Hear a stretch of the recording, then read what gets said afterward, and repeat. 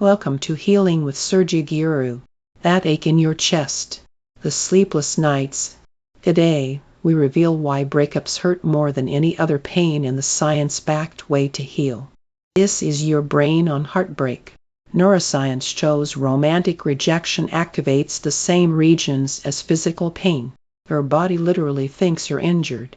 Missing them isn't just sadness, it's chemical withdrawal. Your brain craves their love drugs, dopamine, oxytocin, like an addict craving a fix. Your childhood attachment blueprint predicts your breakup pain. Anxious types obsess, avoidance numb, secure grieve then move on. Which are you? If you're constantly replaying conversations or stalking their social media, you likely have an anxious attachment style. Avoidance suppress emotions and dive into work. But buried pain always resurfaces, often as sudden rage or illness. Securely attached people feel the pain but don't lose themselves. They reach out to friends and process emotions healthily. Early love flood your brain with dopamine reward, serotonin obsession, and oxytocin bonding. Losing them crashes these levels.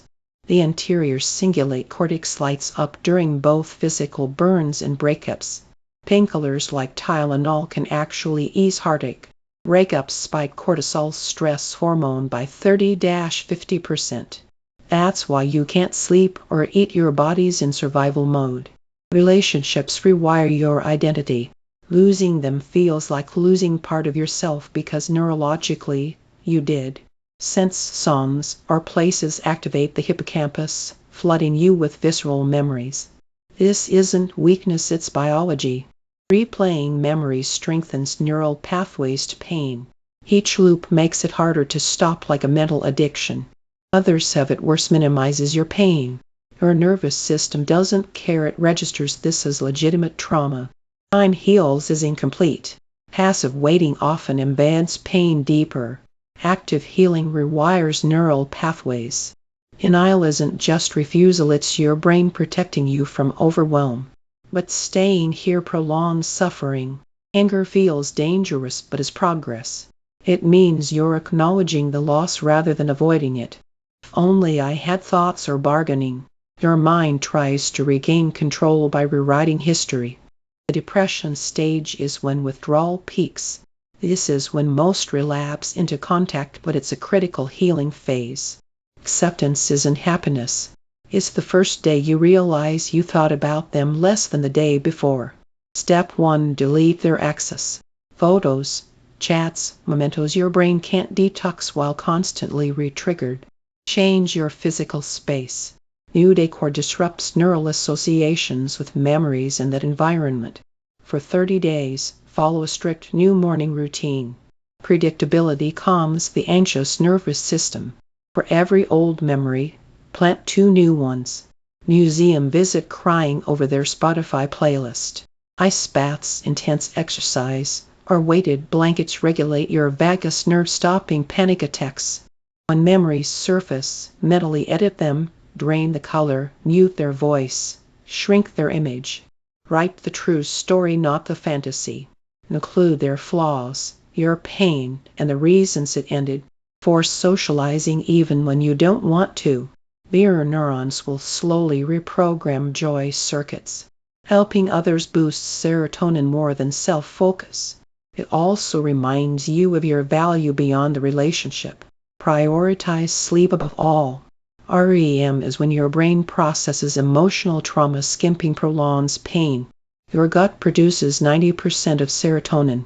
Probiotics, omega-3s, and protein rebuild neurotransmitter balance. Create a closure ritual, burn a letter, bury mementos, or release balloons. Physical acts cement psychological endings. Lapses happen. When they do, 1. Name the emotion. 2. Set a 3-hour timer before acting. 3. Call a pre-chosen supporter. At 90 days, most neural rewiring is complete. Pain will still surface but won't control you. Seek help if 1. You can't function after 3 months. 2. You're having suicidal thoughts. 3. You're self-medicating. Short-term SRI can help in extreme cases by raising serotonin to rebalance neural circuits faster. Amber therapy rapidly processes traumatic memories by mimicking REM sleep while awake. Neurofeedback trains your brain to stay out of distress frequencies great for obsessive thoughts.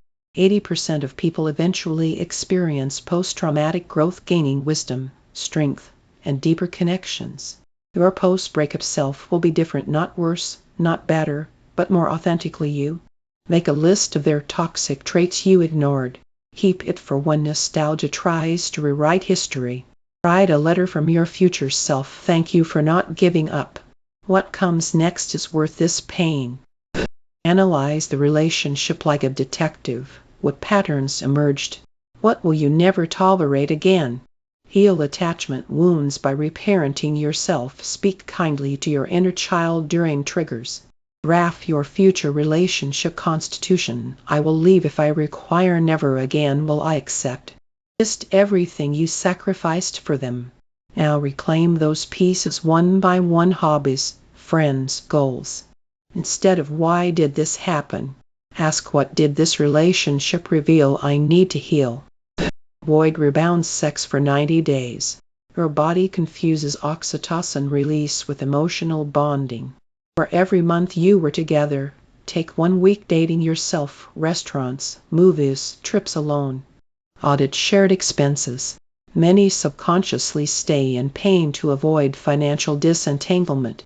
Mute mutual friends for 3 months. Well-meaning updates are neural landmines. Express the unspeakable through art, even scribbles. Externalize trapped emotional energy. Stored trauma lives in the body. Try primal screaming, breathwork, or trauma release exercises. Create a sleep sanctuary. No phone 2 hours before bed. Blackout curtains. Weighted blanket. 6 weeks, new neural pathways form. At 12 weeks, they strengthen enough to compete with old pain loops. Create a relapse protocol. 3 friends on speed dial. A saved list of reasons you left. A cold shower trigger. Make 2 lists: pain they caused vs. joy they brought. Be brutally honest, most are 80/20. Forgiveness isn't for them, it's your neural liberation. Start with I release the need to suffer further. Replace relationship rituals with empowering solo ones. Saturday hikes instead of their pancake breakfasts.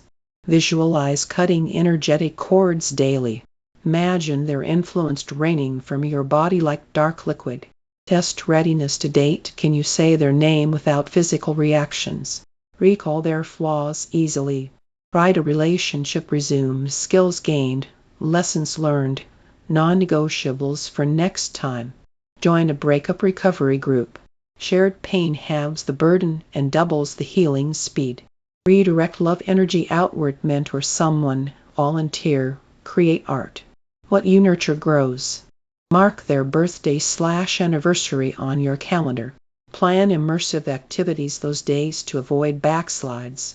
At 6 months, write what this pain taught me about my resilience, needs, and capacity to love. If you relapse into contact, don't self-flagellate. Document what triggered you and strengthen that area. When you can recall the good memories without pain, you're ready to love again, yourself first, then others. A year ago, Elena couldn't get out of bed. Today, I've traveled solo to 3 countries and finally love my own company. Your comeback begins now. For our 90-day Heartbreak Detox Challenge, hit subscribe. The best chapters await.